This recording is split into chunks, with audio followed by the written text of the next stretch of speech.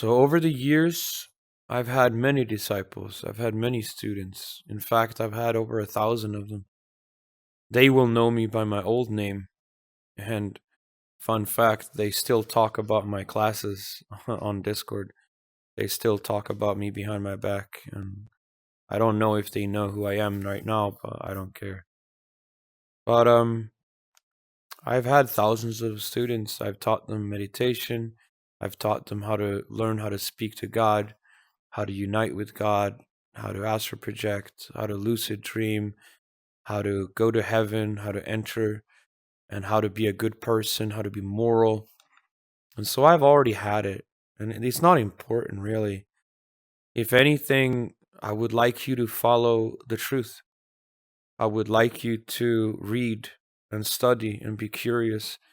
And I would like you to be a good person, regardless of if you ever meet me or if you are my student or not. And so,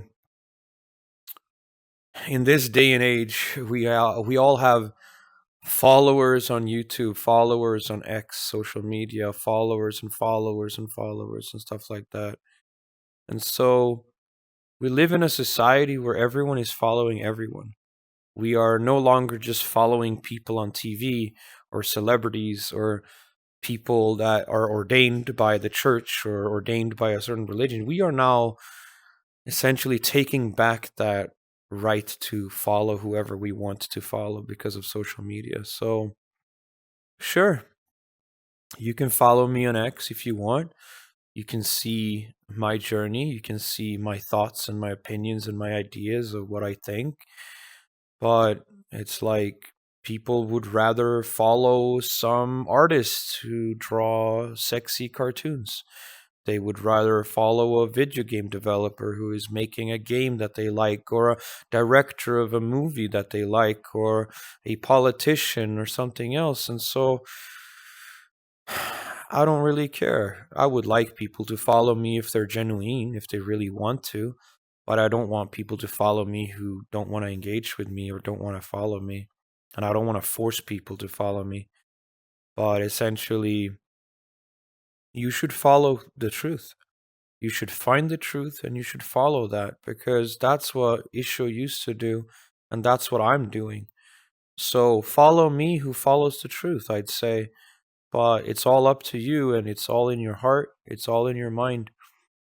And if you don't follow the truth, then you will be deceived. And if you follow other things that is not of God, then you will delude yourself. And maybe that's your journey. Maybe that's temporarily what you have to do in order to get to the point where you realize where you have to follow the truth.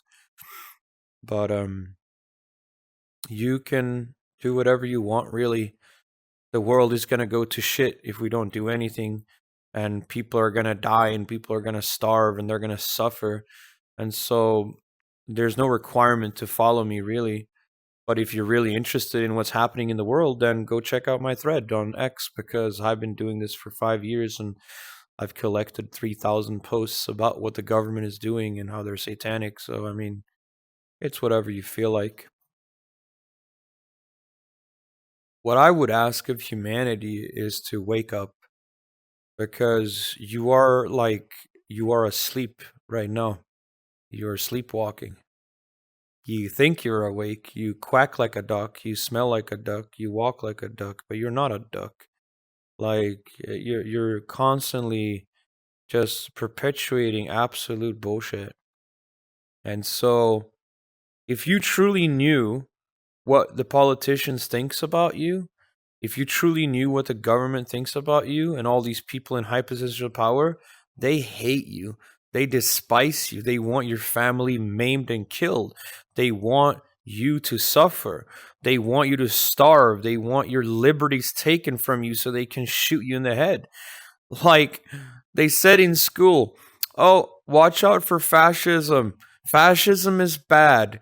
Don't vote for Hitler. Don't vote for this person into parliament and government and Congress. Don't put these people in power because fascism is bad and it's going to lead to bad things. And guess where we're at right now? You're voting for that person. You are allowing these people to take control over your lives, and they hate you. They despise you. They are racist against you. They make you racist against each other. They divide you.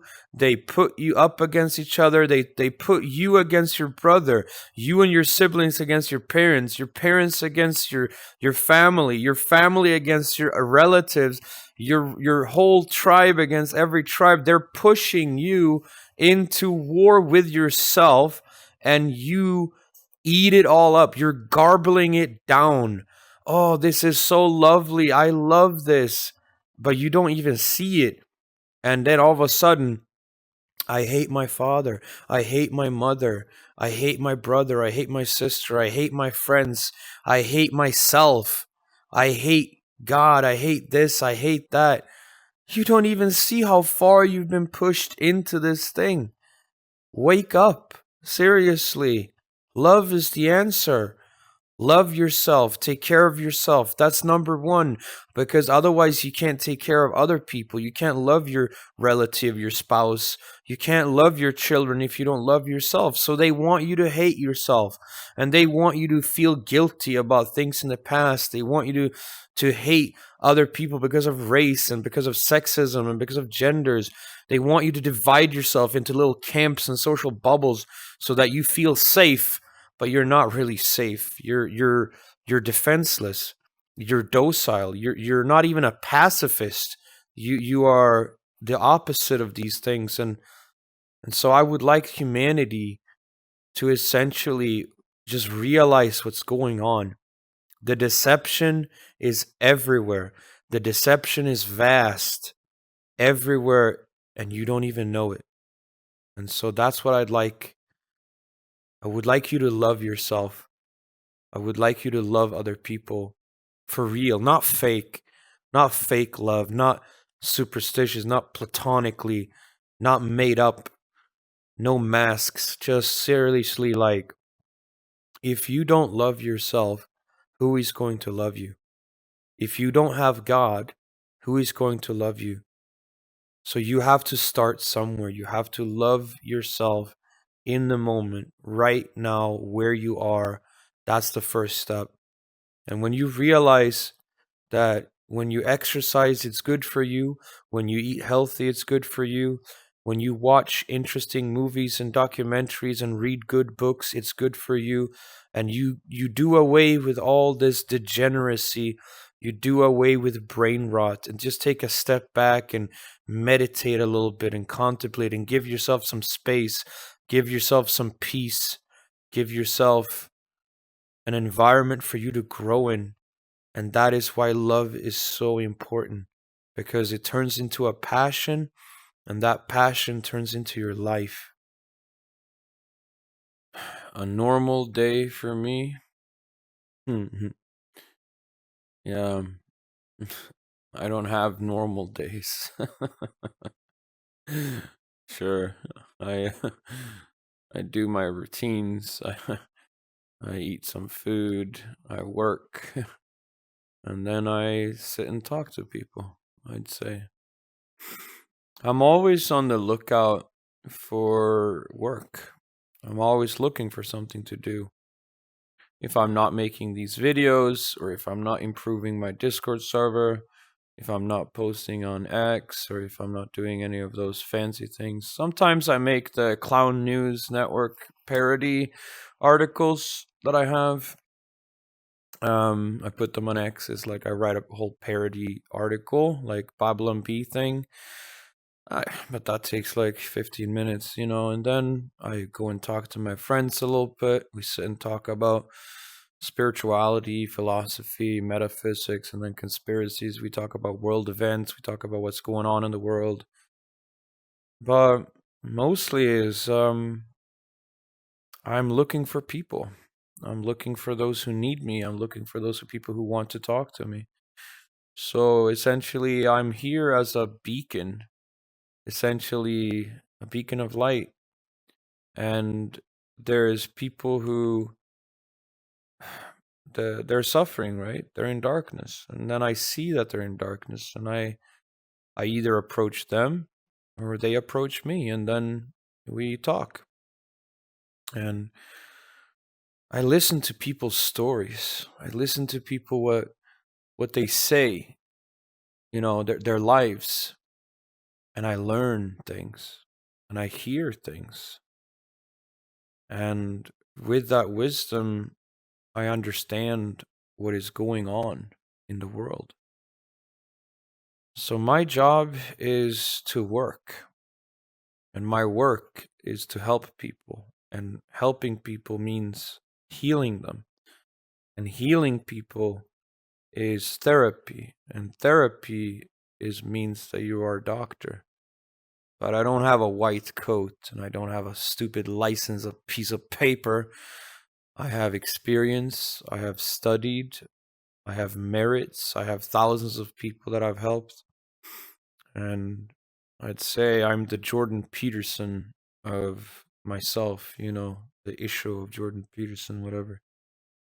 Um, he's all right guy. I mean, he does his work. He's helping people.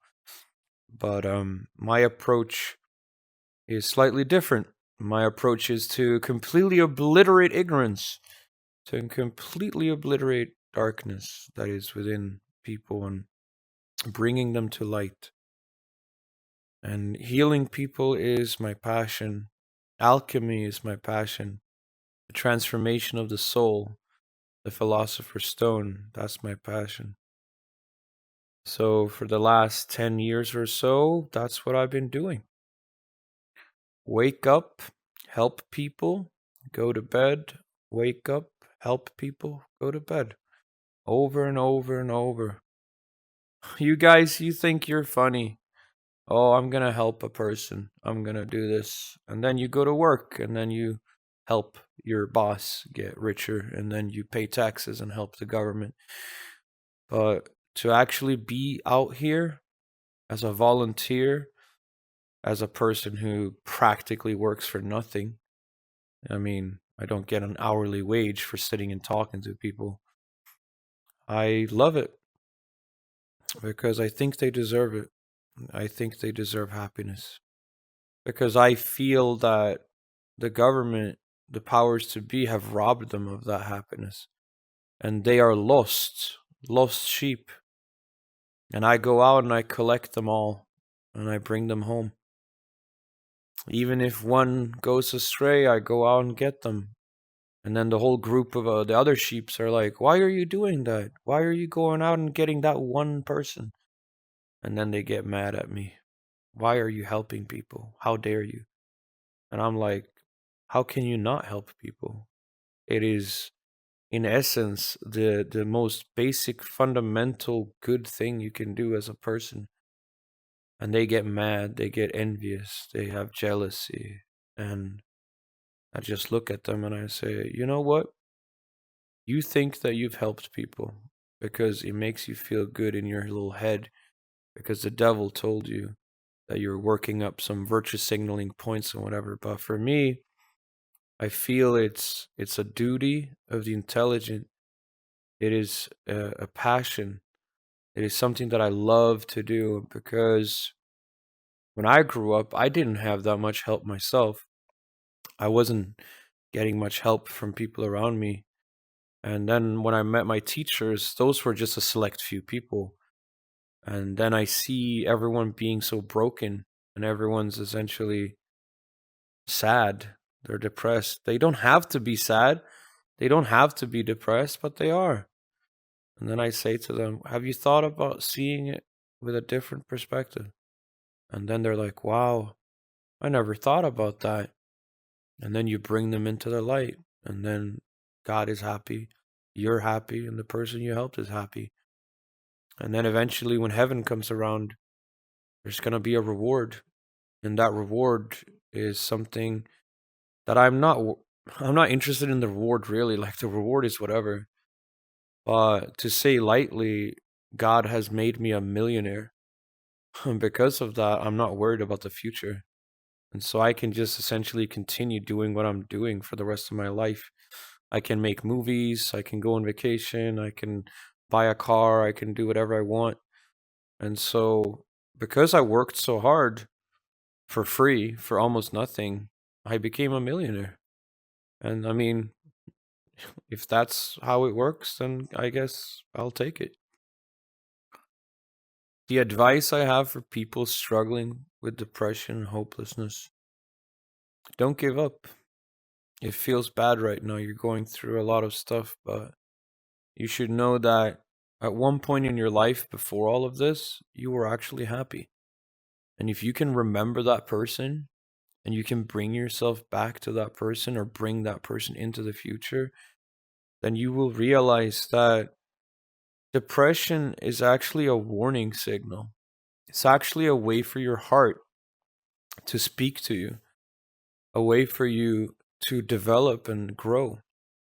And so, if you look at depression as a message from your own psyche, from your own mind, from your own soul and spirit, and you heed it and you listen to it, then you will realize that it happens to everyone.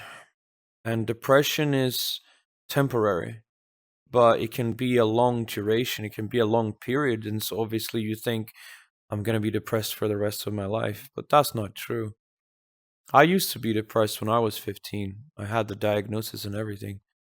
And then I studied, for 15 years, meditated, read books. I entertained myself with studying and being curious. So I dug myself out of the hole of depression, and I never gave up, and I will never give up. And I never give up today when I work with people, when I help people. The only time I give up is when they give up. The only time that I cannot continue is when it's physically impossible and mentally impossible, when it's detrimental to my own health. But then I only take a small break, a breather, a moment of peace, and then I get back at it later. Even though a lot of people have betrayed me and backstabbed me and I've lost a lot of friends, I'm still here. I'm not giving up. Sure, it feels very nasty in the moment. It's like almost personal. But at some point you learn, like, not to take it personal, and you have to find it again. You have to get back on track, and no one can do it but you. No one can do it for you. And so just take a moment and give yourself some peace. Listen to some good music. Go and do something that you enjoy, and then bring yourself back to remembering who you truly are, because you are not your depression. You are not your bad emotions. You are the one aware of it. You're the one experiencing it. But you are not that word. You are not that label.